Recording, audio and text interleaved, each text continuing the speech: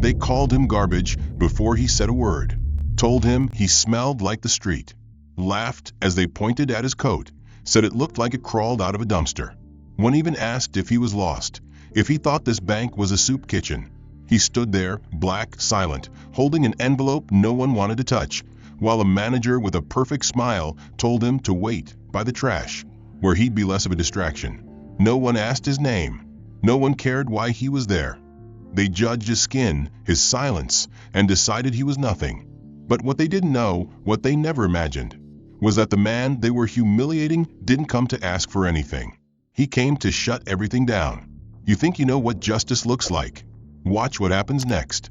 Hit like, subscribe, and tell us in the comments, where are you watching from? And what would you have said if you were there?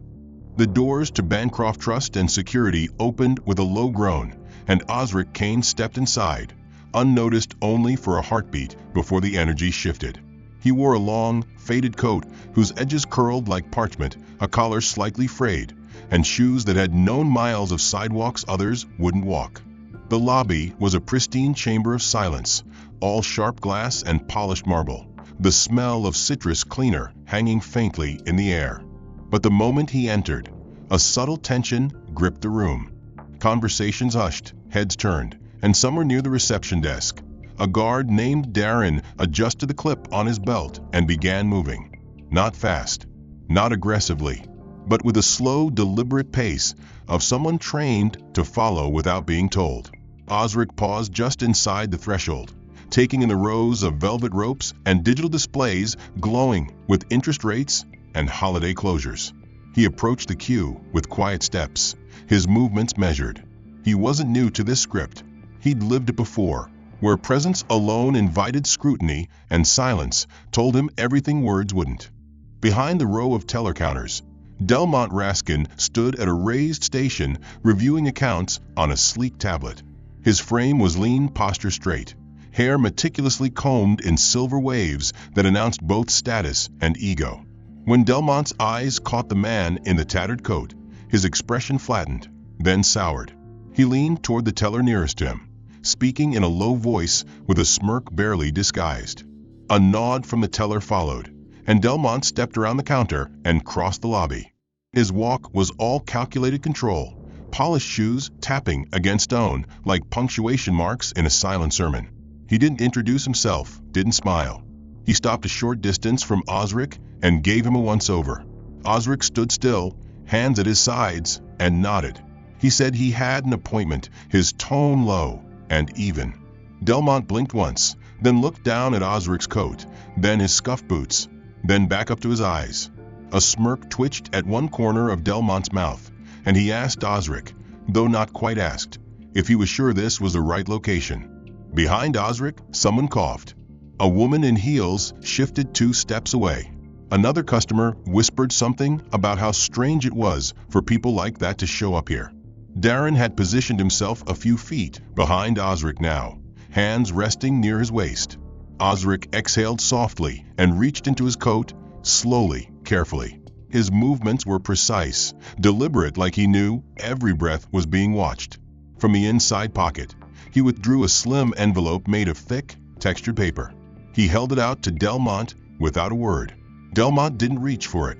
He gave it a glance, squinted, then looked past Osric toward the guard.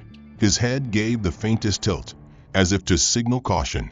Delmont told Osric to take a seat near the entrance and wait until someone could verify whatever it was he had brought. He added, just loud enough for others to hear, that some people walked into places they didn't belong thinking the world owed them access. Osric's posture never changed. His face remained still, but his fingers clenched the envelope a little tighter before he turned toward the waiting area. The seats along the wall were cold metal, backless, designed for discomfort. He sat in the far corner, the envelope on his lap, eyes staring straight ahead.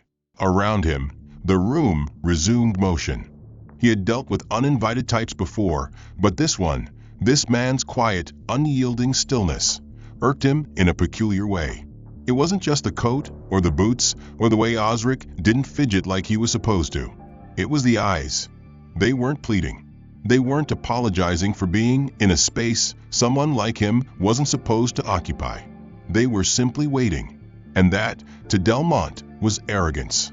With performative patience, Delmont stepped away from his podium and crossed back toward the lobby. He didn't call for assistance, didn't check the line of clients, now queued in rising numbers. Instead, he bypassed the structure altogether, moving around the teller counters until he stood in front of Osric again. His voice, louder now, echoed with a kind of sarcasm honed over years of unchecked authority. "Sir, if you're here for assistance, I should clarify this isn't a public resource facility, and we don't distribute government aid." There was a pause, intentional, heavy, as a few heads turned. A man near the teller window coughed to hide his grin. A woman behind Osric shifted in her seat, clearly entertained. Osric looked up slowly. His voice was calm, but carried a weight. "I'm here to withdraw from my account. That's all." The reply didn't sit well. Delmont's eyebrows lifted in disbelief before he chuckled, not quietly, but with theatrical amusement. "Your account?" he repeated, almost choking on the words. "That's a good one. Maybe you meant to say your library card. I'm sure those two get confused all the time." Another chuckle broke the air nearby. Osric didn't react. He remained still, his fingers now draped over the edge of the envelope. He said nothing else. Delmont leaned forward, not invading space, but ensuring that his words couldn't be missed. "You know, it's common," he began, lowering his tone just enough to feign civility, "for people to assume that possession of a suit or title comes with a bank account.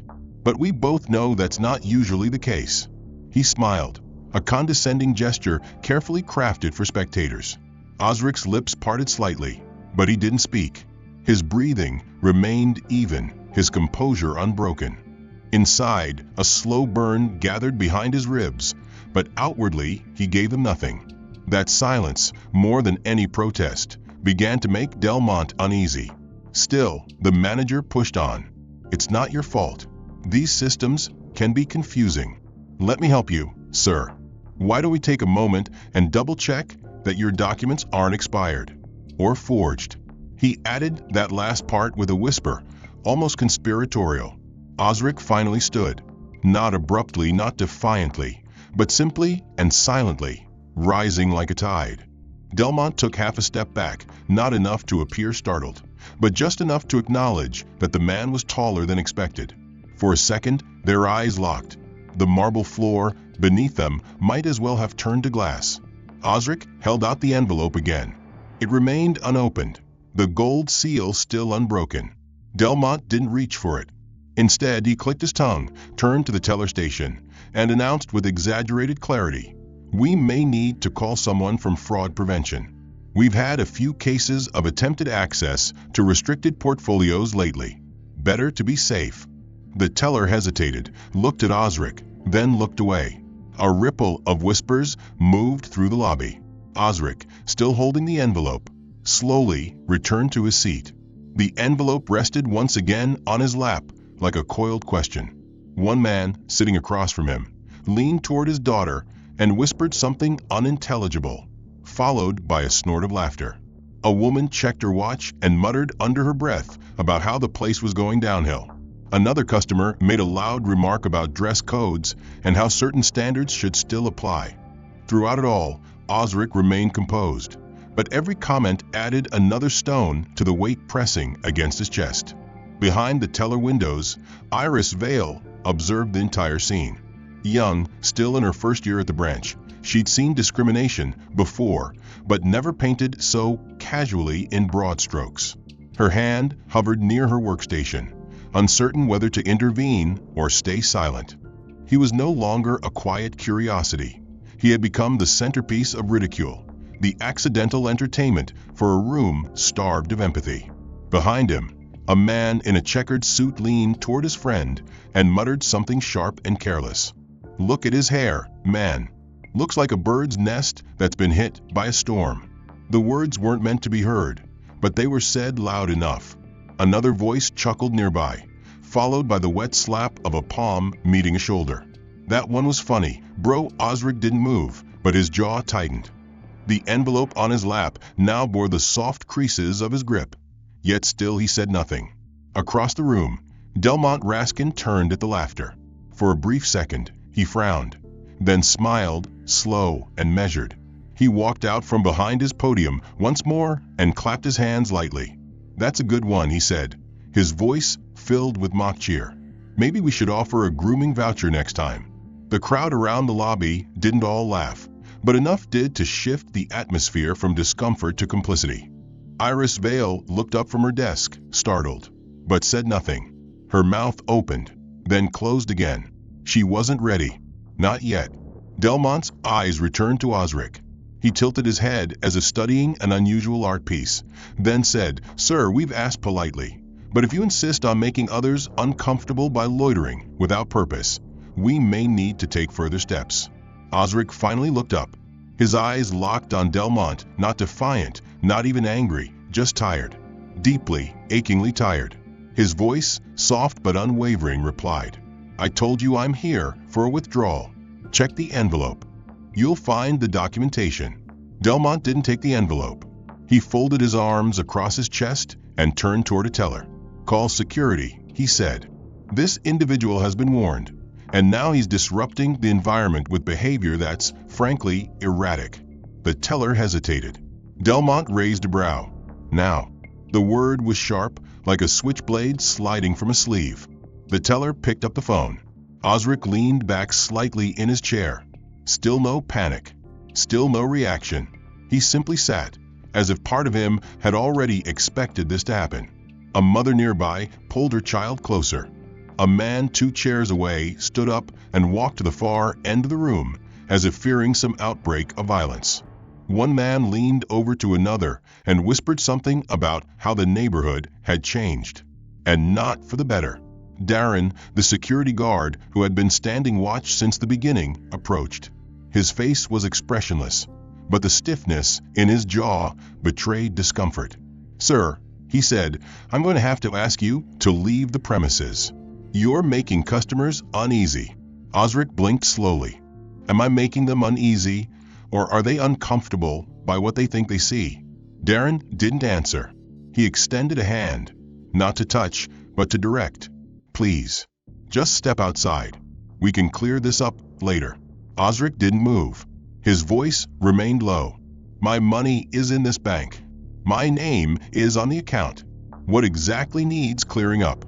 Delmont, now clearly enjoying the show, raised a hand to interrupt. "Enough. If he refuses to leave, we can escalate. This isn't a place for personal statements. It's a financial institution, not a street corner." His words dropped like pebbles into a still pond, sending ripples through the space. Osric rose slowly, not out of submission, but because staying seated any longer would have been giving in. He held the envelope in one hand, his other open at his side. "I'm not causing a scene," he said. "I'm following protocol. You're the one rewriting it." Delmont turned to the rest of the room with a sigh, speaking now as if addressing a classroom.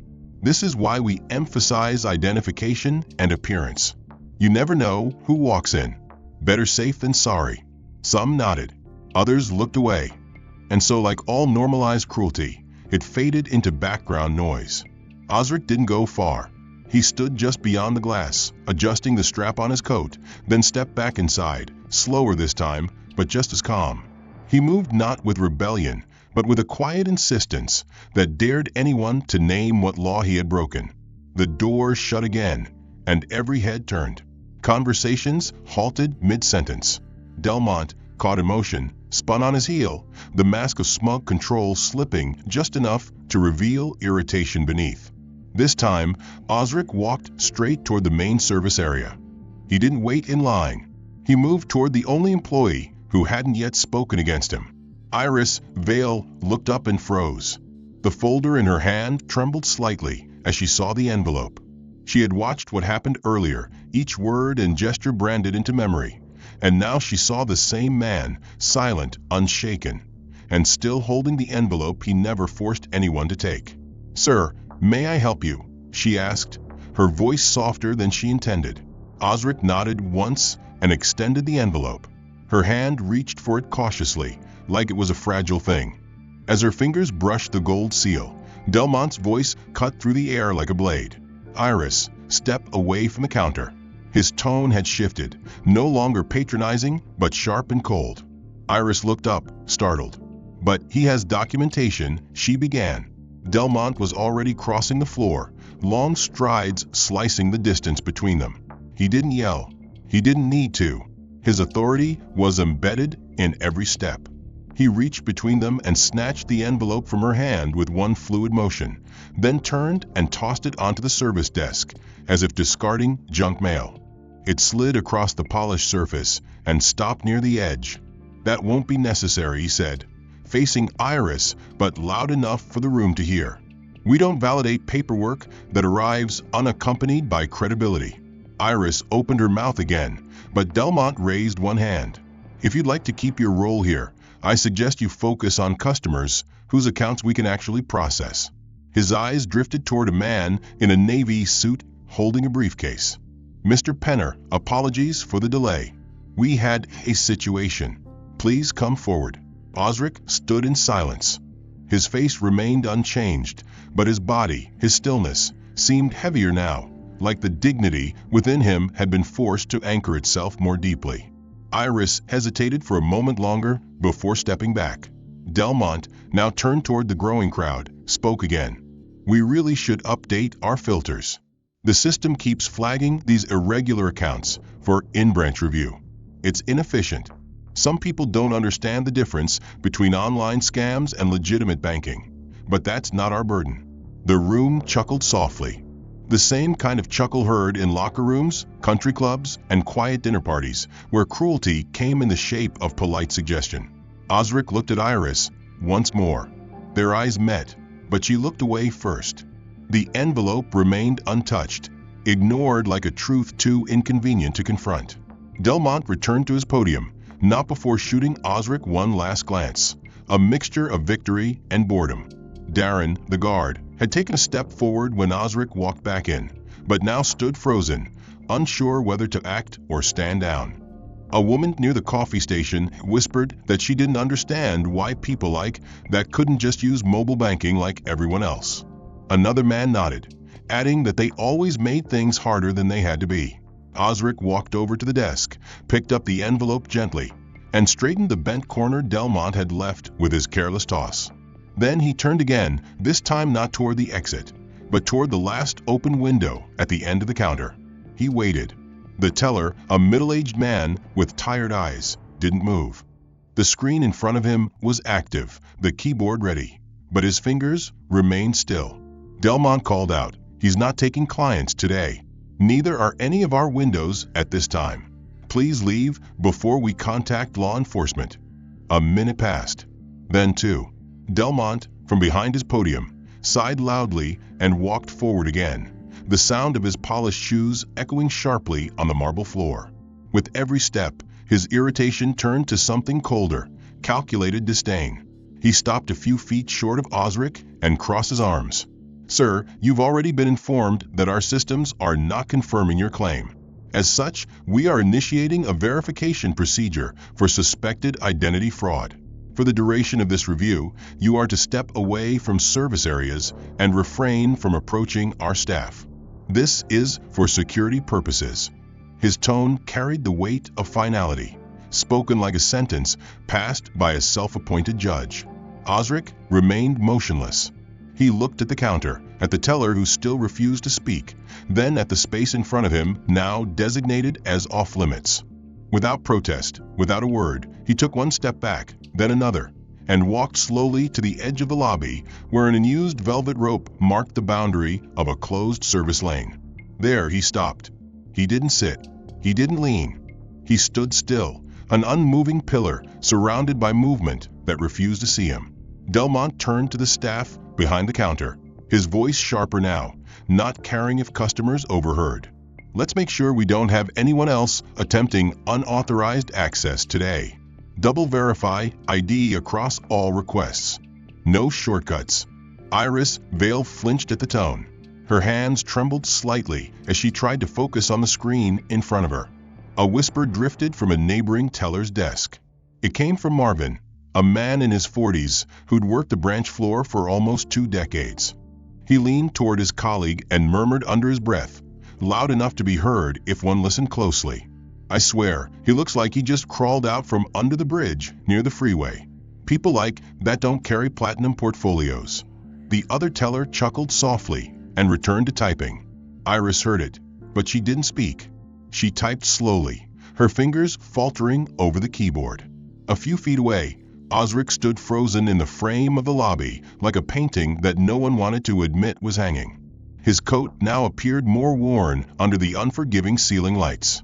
His posture had begun to sag, ever so slightly, the slow bend of a man enduring humiliation layered minute by minute, like rain soaking through fabric.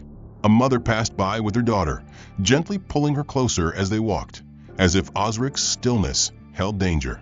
The child stared openly, confused by the way adults around her shifted uncomfortably, without explanation. Delmont returned to his station and began typing briskly, eyes flicking back toward Osric every few seconds. After a while, he picked up his desk phone and made a short call. The words were low, clipped, and hard to hear, but the phrase identity verification and suspected fraud repeated twice. Across the lobby, Darren the security guard repositioned himself closer to Osric, not aggressively, but clearly. Osric remained unfazed. He didn't speak. He didn't move. He stood in that same narrow stretch of space, as if bound there by something stronger than walls, dignity, maybe, or defiance wrapped in silence.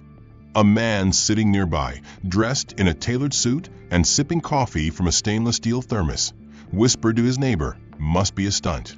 Probably hoping to get a payout from a lawsuit. Seen it before. It's all about attention." A few others nodded. It was easier to believe that than to acknowledge what they were witnessing. Iris finally stood up. Her face was pale, her hands trembling slightly. She approached Delmont's podium and quietly asked, "Should we really be treating him this way? I mean, he hasn't raised his voice. He hasn't done anything." Delmont didn't look up. He continued typing. "This isn't about doing anything.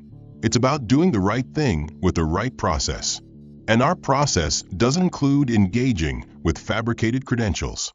If he has nothing to hide, he can wait, just like everyone else." Iris opened her mouth, then shut it. She returned to her desk, more slowly this time. She looked once toward Osric, who had now turned slightly, his gaze lost somewhere beyond the panel glass doors. In that gaze, there was no fury. His presence had become an inconvenience. The staff no longer knew how to erase through protocol.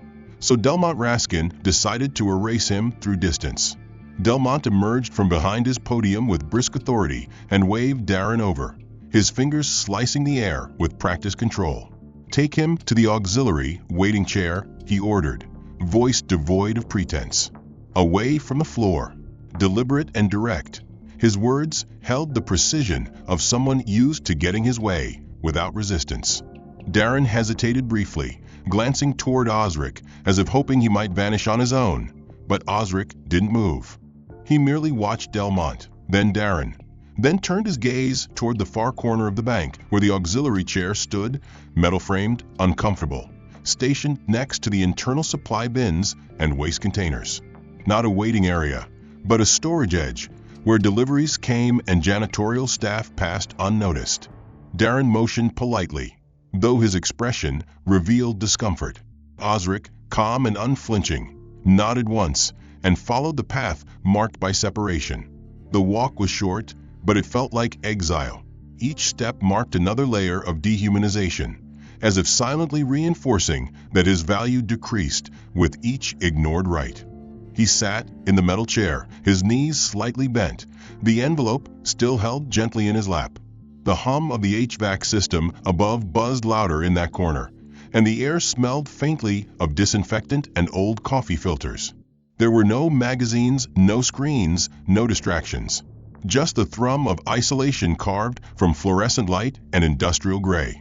A few customers glanced over, curiosity betrayed by poorly concealed glances, but most had resumed their routines. Transactions finished, coffee sipped, voices lowered. Osric had been effectively neutralized, not by force, but by placement.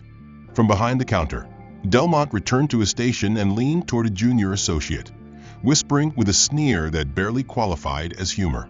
If rights were clothes, he wouldn't be wearing any. The associate gave a short laugh, uncomfortable yet complicit. Iris Vale, typing slowly at her terminal, turned her head just slightly toward the sound. Her jaw clenched tight. She no longer pretended not to hear. Her fingers paused above the keyboard, but she didn't move. Osric remained seated, unmoving, as if bound to the chair by more than policy. Across the lobby, Delmont stepped out again, arms crossed as he surveyed the room with casual confidence. When his eyes met Osric's, he called out for everyone to hear. "We believe in rights here, but rights don't come free. They're earned with trust, and trust starts with respect for the rules, for appearance, and for the standards this institution represents. You want to be treated like an executive? Dress like one." His tone was clinical, free of malice, but sharp with implication. A few chuckles stirred in the corner. One man nodded, adjusting his blazer. Another whispered something about discipline and standards. Osric said nothing. His breathing remained steady, his face unreadable. He stared not at Delmont, not at the walls, but into the middle distance, as if looking past the room, past the ridicule, toward something deeper than what any of them could see. The envelope remained untouched in his lap, perfectly positioned, as if it alone grounded him from unraveling. A woman passed by on her way to the restroom and shot him a quick glance, eyes narrowing slightly as she turned her nose toward the scent of cleaning supplies nearby. Someone murmured, "They always bring that smell in with them, like it clings to them." Another voice laughed, sharp and mean. Delmont returned to his computer, pulling up system logs and browsing through them with a faux diligence that masked the fact that no verification process had ever been initiated. He had made the call earlier simply to appear procedural. His goal had never been truth, it had always been removal. Osric's placement beside the trash bin was not protocol, it was punishment masked in practicality. Iris stood from her desk. She walked toward the break room, but on the way, she stopped near Osric. She didn't speak. She didn't hand him anything, but her eyes met his, and in that gaze was the kind of apology that lives without words. Osric gave a small nod, barely perceptible. A few customers stepped around him without acknowledgement, heads high, as though passing a misplaced mop bucket. Delmont Raskin hadn't looked in his direction again. He didn't need to. The removal had been executed. No scene, no scandal. Only the quiet degradation of process dressed as order. At his podium, Delmont keyed figures into his tablet, eyes flicking toward the main entrance every few seconds to watch the traffic flow. He liked efficiency. He liked silence. He liked control. But outside, just beyond those glass doors, something was changing. The sound came first, not loud, not frantic, but precise. The low idle of a luxury engine tuned so perfectly that even its rest whispered authority. The vehicle, a black sedan with reflective windows and no visible plates, rolled to a stop in front of the bank. Its door opened with mechanical grace, and out stepped a woman dressed in charcoal gray wool, the kind tailored to power. She moved with ease, her posture straight, her steps measured.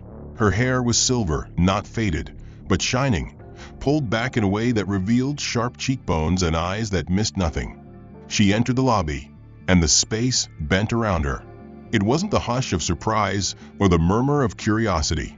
It was recognition, not of face, but of presence. Everyone turned, every voice lowered.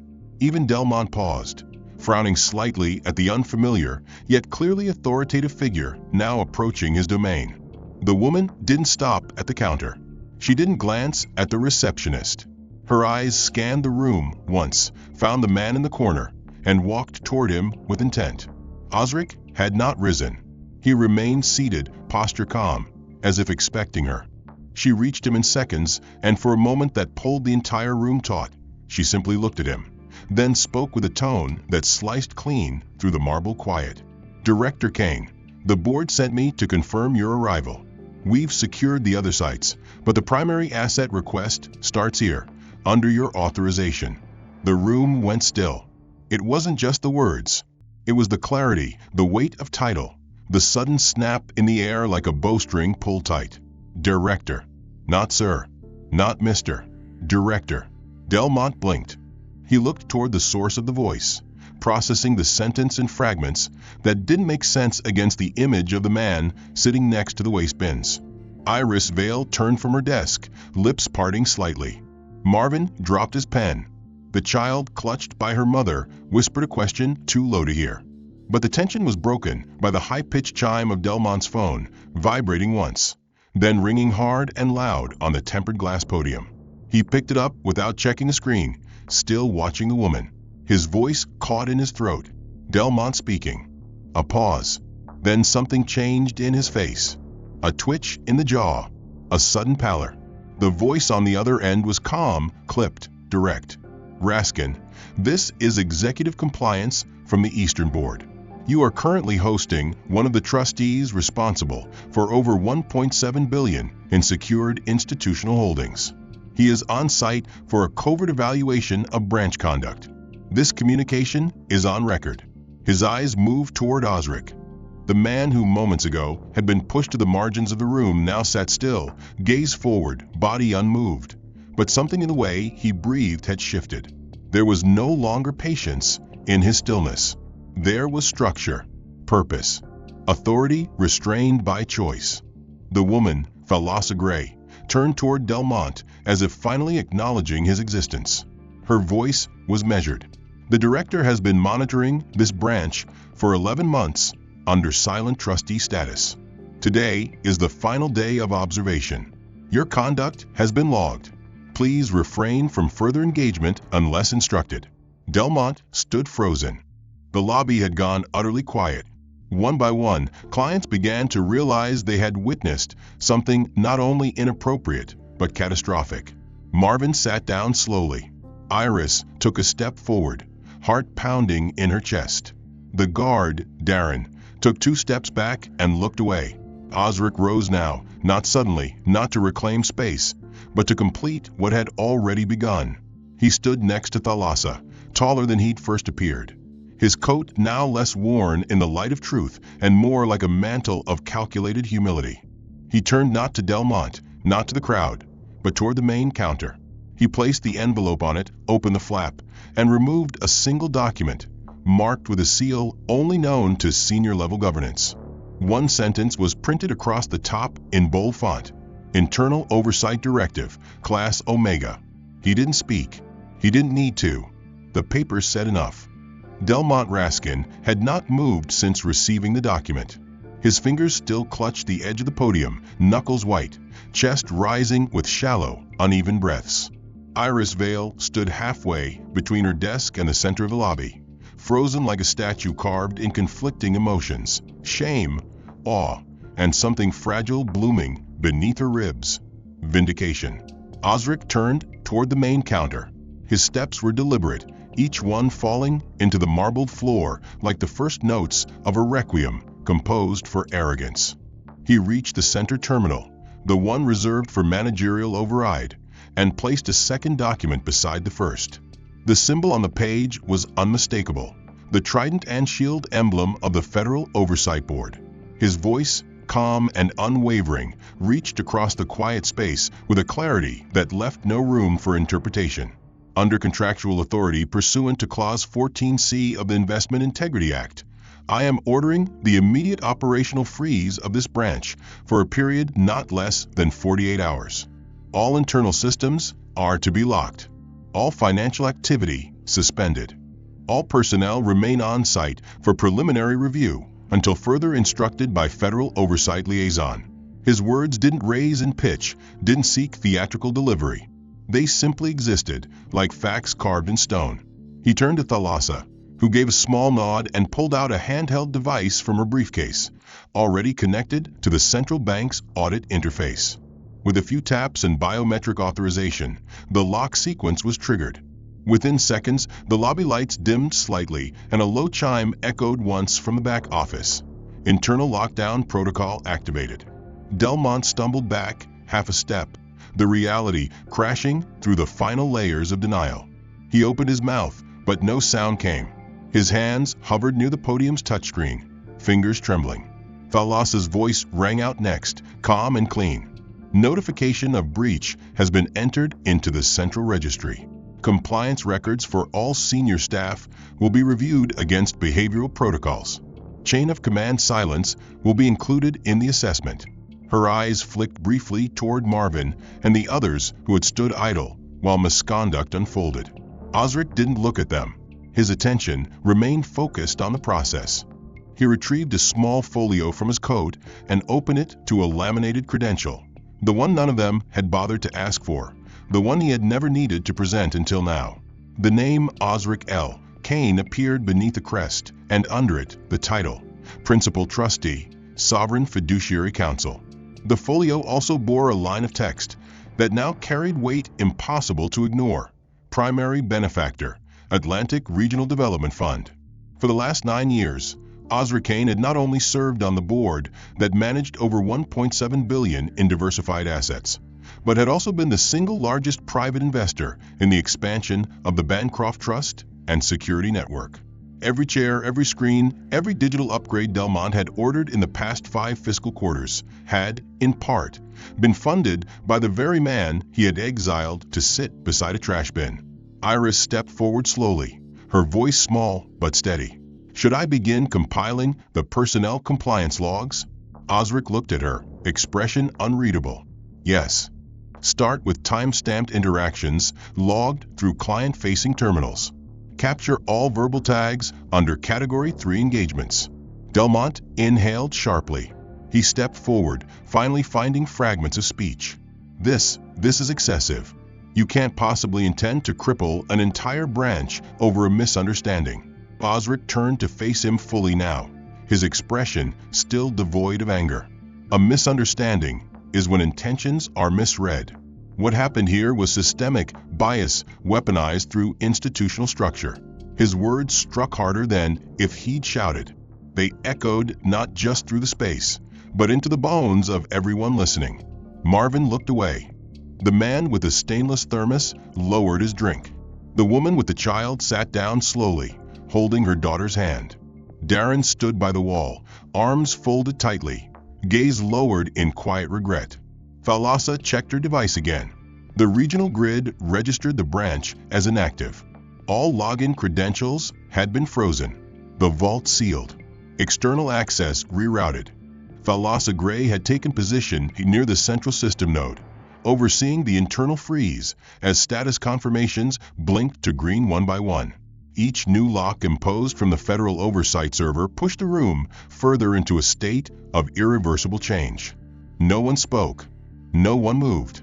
Delmont Raskin remained rigid at the podium, his body tense, his chest rising in shallow bursts. Sweat formed along his temple, not because of heat, but because his mind had finally connected the pieces too late. He had not simply made a mistake. He had violated protocol, disrespected fiduciary authority, profiled the senior trustee, and orchestrated a culture of bias that was no longer hidden under layers of bureaucracy. When the security team from regional compliance arrived, 2 agents dressed in navy suits, badges clipped beneath their coats, Delmont's eyes widened not with surprise, but with dread. One of them spoke clearly, efficiently.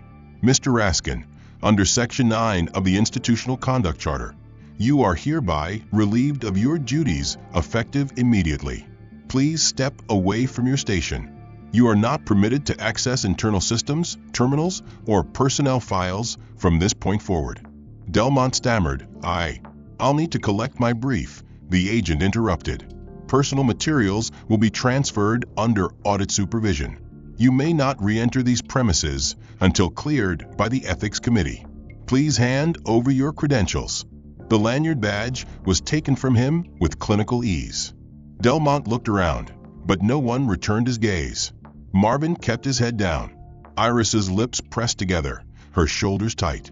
Darren had stepped back, avoiding eye contact, understanding the shape of justice when it finally entered a room. Delmont was escorted not violently, not forcefully, but in a walk of quiet, undeniable consequence through the same lobby he had once ruled. The marble floor no longer echoed confidence. It recorded defeat.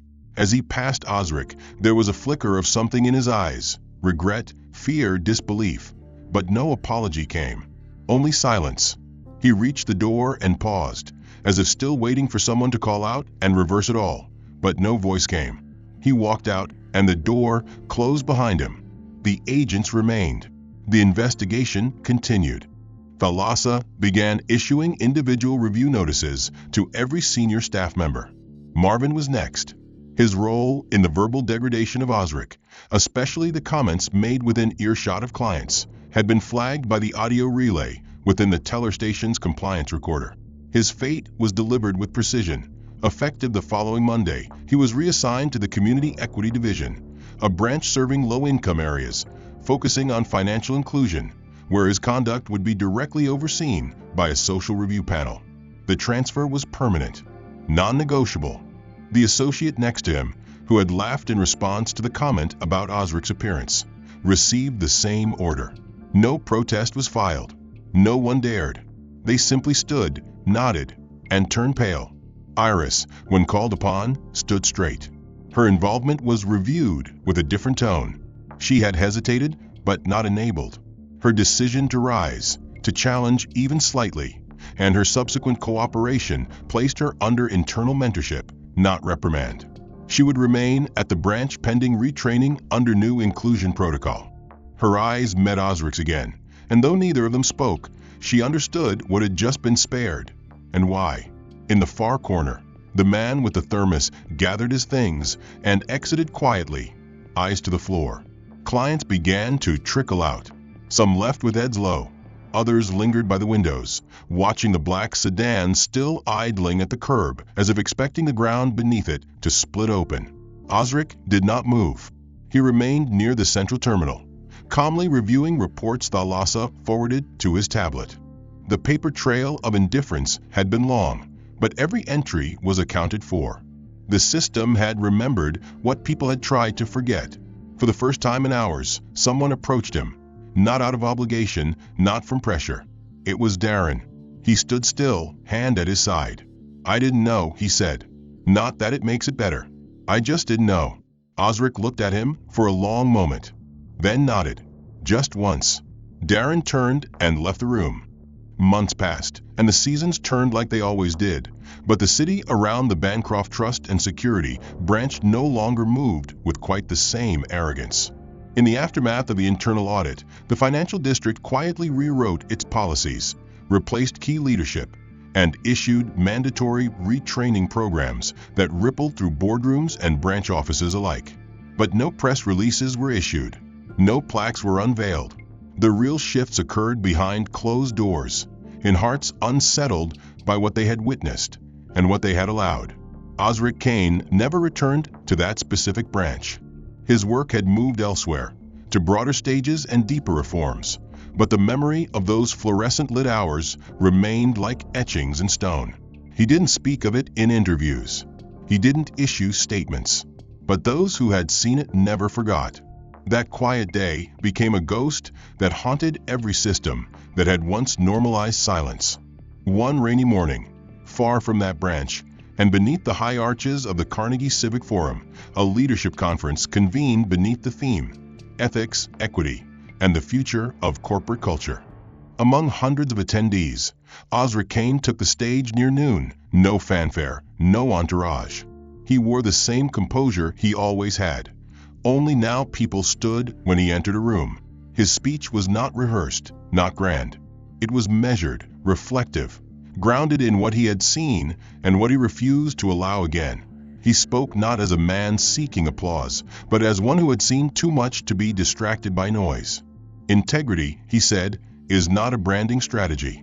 It's what happens when no one is watching, when the client can't defend themselves, when power can be exercised without consequence and still chooses restraint.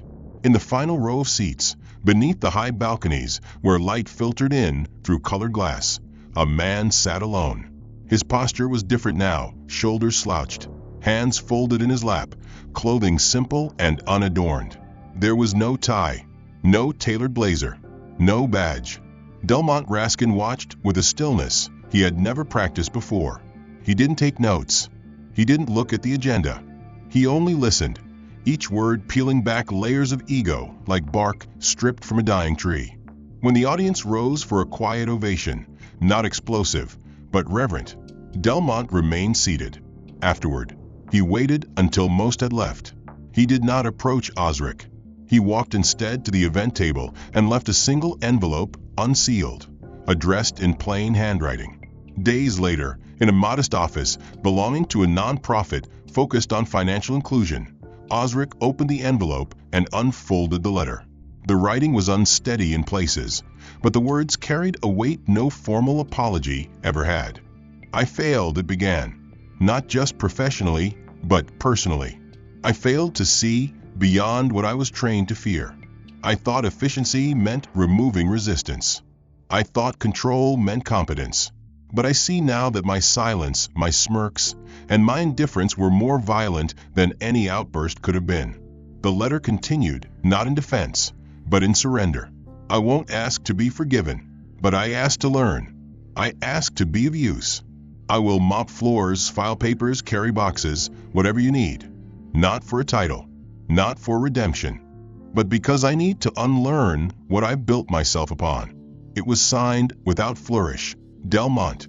Weeks later, after internal deliberation, Osric replied with an offer. Volunteer intake, no salary, probationary period of 6 months. Department, logistics. Location, a branch partnered with the very communities Delmont once dismissed. On his first day, Delmont arrived early. He wore jeans and a collared shirt. No watch, no laptop, just a lunch bag and a pen. He was given a clipboard and a list of tasks. No one introduced him as anything but Delmont. No one mentioned who he had been.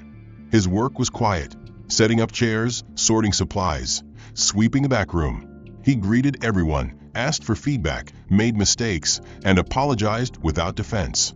Slowly, I stopped watching him with suspicion. Conversations began. Laughter returned. One of the interns, unaware of his past, asked how he knew so much about internal systems. Delmont simply smiled and said, "I used to get it all wrong. Now I'm trying to get it right." Osric visited once a month. He never brought up the past, and neither did Delmont. But when their eyes met, there was understanding. A quiet contract neither had to sign. Trust was not restored in a single act. It grew in the small spaces where power was set aside and humility took root. In time, Delmont helped train new volunteers on procedural fairness, on the difference between policy and humanity. He taught not from a manual, but from experience. The story of the man by the trash bin never left him. It became his mirror, his measure. And slowly, step by step, he walked a different path, not to erase what he had done, but to prove that change was possible. In the end, no plaque bore his name. No headline redeemed him. But the people he once ignored now knew his name, not because they feared it, but because they trusted it. And that, to him, was more than enough. The end. If this story moved you, make sure to like and subscribe so you don't miss what's coming next. What part of the story hit you the hardest? Was it the silence, the power shift, or the redemption? And where are you watching from? Drop your thoughts and your city in the comments. We're reading every one.